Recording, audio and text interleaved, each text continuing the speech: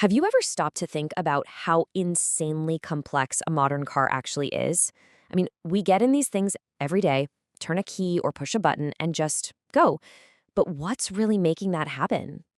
Get this, the average car you see on the road today is made up of about 30,000 individual parts. 30,000! Everything from tiny little microchips to the huge steel frame. It's a miracle of engineering, really. But here's the wild part. With all that complexity, the one job of taking stored energy, gasoline in the tank, electricity in the battery, and turning it into actual physical movement, well, that all comes down to just one critical system. And that system is called the powertrain. Now, here's the thing. It's a word that most car buyers have probably never heard, or if they have, they don't really know what it means. And that's a problem because right now, understanding this one system is probably the most important part of making a smart car buying decision. So, what is it? Okay, the easiest way to think about it is like this. The powertrain is the whole team of parts that creates power and then gets that power to the road. You can think of it like the human body, right? The engine or the motor, that's the heart. But your heart alone can't make you sprint across a field. You need the muscles, you need the joints, all of it working together.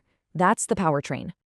So let's trace the path of that power. It's kind of like a four-step relay race. First up, you've got the engine or the motor. This is the power plant, where all the raw energy gets created. Second, that power goes to the transmission. Think of it as the coach, managing the power and telling it how to behave at different speeds. Third, the drive shaft. This is the runner, literally carrying the power from the front of the car to the back. And finally, you've got the differential and axles, which take that power, split it, and deliver the final push to the wheels. At the end of the day, every single car ever made, I don't care if it's a Model T or the latest Tesla, is just trying to solve this one simple problem. And the powertrain? That's the answer. It's the machine built to solve the puzzle of movement. A simple idea, but boy are the answers to that question changing fast. And that brings us to why we're even talking about this. It's because the US car market is right in the middle of the biggest, messiest, most interesting powertrain shift in 100 years. And if you're shopping for a car, well, you're right in the thick of it. Just to give you a sense of the scale here, look at this number. For 2025, we're expecting to see about 16 million new vehicles sold in the US. I mean, it's a gigantic market, and the very foundation of what people are choosing is shifting right under our feet. So, what's the story here? Well, the old-school gas-powered car, what we call the internal combustion engine, or ICE, it's still king, holding about 75% of the market. But look what's happening around the edges. Hybrids are exploding, grabbing a huge 17.5% slice. And all-electric vehicles, they've now carved out a really solid 7.5%, and it's growing like crazy. And if you want to see just how fast this change is happening, look at this. Just a decade ago, back in 2015, if you wanted an electric SUV, you had 6 choices. That's it. Today, there are 79 different models for sale. That's not just growth, that is an absolute explosion of choice. But there's always a but, right? Here's the plot twist. A huge part of what's been driving people to buy EVs is that big $7,500 federal tax credit. So what happens if it goes away, say, in October 2025? Well, the market could change, like, overnight. We could see the number of EVs being leased drop from 71% all the way down to 53%. That's just how much these incentives matter right now. So this all puts us at this really interesting crossroads. The gas engine is definitely not dead, not even close. Hybrids are kind of the popular kid in school right now, that practical middle choice. And pure EVs, well, now they have to prove they can make it on their own, without that big government safety net. So now that we've set the stage, it's time to meet the actual contenders. These are the 6 main powertrain types that are all fighting for your attention and your money every time you walk into a dealership.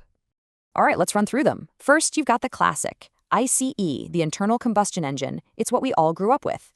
Then things get electric. A mild hybrid just gives the gas engine a little electric boost to save fuel. A full hybrid, think Toyota Prius, can actually run on just electricity for short trips and charges itself.